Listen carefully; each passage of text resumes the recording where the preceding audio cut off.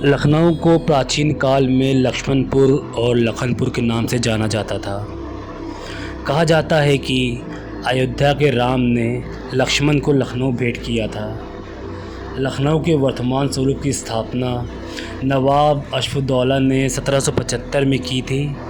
अवध के शासकों ने लखनऊ को अपनी राजधानी बनाकर इसे समृद्ध किया, लेकिन बाद के नवाब विलासी और निकम्मे साबित हुए। आगे चलकर लॉर्ड डलहौली ने अवध का अधिग्रहण कर ब्रिटिश साम्राज्य में मिला लिया। 1850 में अवध के अंतिम नवाब वाजिद अली शाह ने ब्रिटिश की अधीनता स्वीकार कर ली। लखनऊ के नवाबों का जिक्र हो तो इमामबाड़ा, भूल भुलैया, रूमी दरवाज़ा, हज़रतगंज, गलौटी कबाब, चाशनी भरी ज़ुबान, लगभग खंडेर हो चुका 76 मंजिल और जाने क्या क्या जहन से गुज़रता है। नवाबों के वो लच्छेदार किस्से जो दुनिया भर में मशहूर हैं, वो पहले आप या नवाबी ठाठ और नवाबी शौक जैसे जुमले जैसी बातें तो आप जानते ही हैं। पर क्या आप जानते हैं कि इन नवाबों ने तहज़ीब की वो मिसाल भी पेश की है जिसकी बदौलत अवध के इलाके में बंटवारे के वक्त भी कौमी फसाद नहीं हुए थे। आखिरी नवाब वाजिद अली शाह को कृष्णा बनकर होली खेलने का शौक़ था। वो ठुमरी जो अब पक्के रागों से ज़्यादा प्रचलित है, उसे लोकप्रिय करने में भी वाजिद अली शाह का योगदान है। ये नवाब कभी अच्छे लड़ाके तो नहीं कहलाए, लेकिन वे शौकीन मिजाज और कला प्रेमी ज़रूर रहे हैं। वास्तुकला यानी आर्किटेक्चर के मामले में भी उनका अपना ही ढंग था। उनके दौर में बने हर महल, कोठी, इमामबाड़े या मकबरे पर मछली की नक्काशी ज़रूर मिलती है। जो शऊर और तहज़ीब लखनऊ वालों में कूट कूट कर अब तक भरी हुई है, उसका बहुत कुछ श्रेय इन नवाबों को जाता है। इस सब की शुरुआत करने वाला था शुजाउद्दौला, जो अपनी पीढ़ी का तीसरा नवाब था। सही मायनों में मुग़ल महज 200 साल ही हिंदुस्तान पर राज कर पाए थे।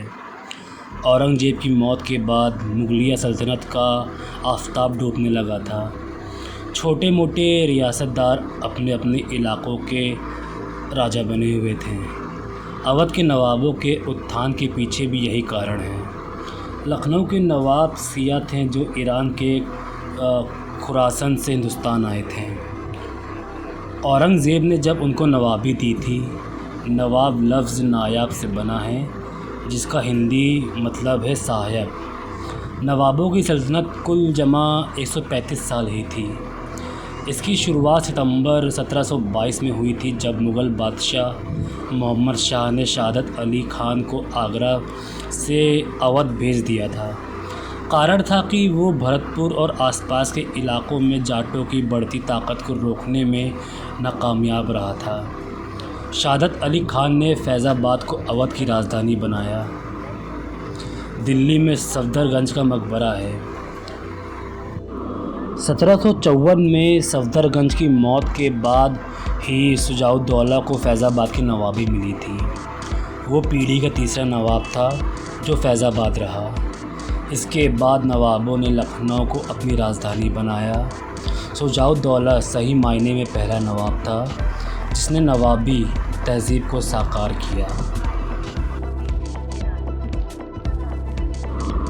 लखनऊ प्रेसिडेंसी के बारे में ऐसा कहा जाता है कि वो बंगाल, मद्रास और बम्बई प्रेसिडेंसी से ज़्यादा अमीर थी। लखनऊ और फैज़ाबाद के नवाबों के फलने फूलने के दो कारण थे। पहला, गंगा का पानी, माकूल आबो हवा और उपजाऊ ज़मीन थी जहां लगान खूब वसूला जा रहा था। दूसरा, बक्सर की लड़ाई में, जिसका ज़िक्र आगे है, अंग्रेज़ों से हारकर शुजाउद्दौला ने संधि कर ली थी। इसके तहत लखनऊ अंग्रेज़ों की ज़िम्मेदारी बन गया था। नवाबों को सालाना 50 लाख रुपए मिलते थे, सो उनकी खूब ऐश कट रही थी। ऐसे ही माहौल में रंगीनियाँ पनपती हैं, महलों में घुंघरू बजते हैं, जाम खनकते हैं और शेर सुकून के दौर चलते हैं। उधर रियाया का हाल बेहद बुरा था।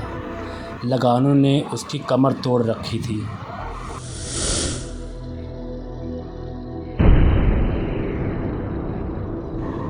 गालिब का एक शेर याद आता है, हमको मालूम है जन्नत की हकीकत, लेकिन दिल के खुश रखने को गालिब ये ख्याल अच्छा है।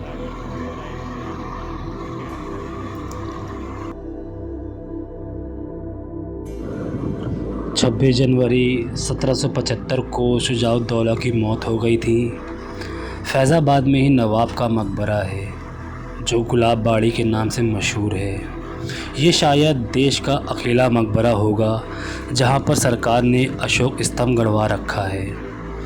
शुजाउद्दौला के बाद अशफाउद्दौला ने राजधानी को फैज़ाबाद से लखनऊ पहुँचा दिया।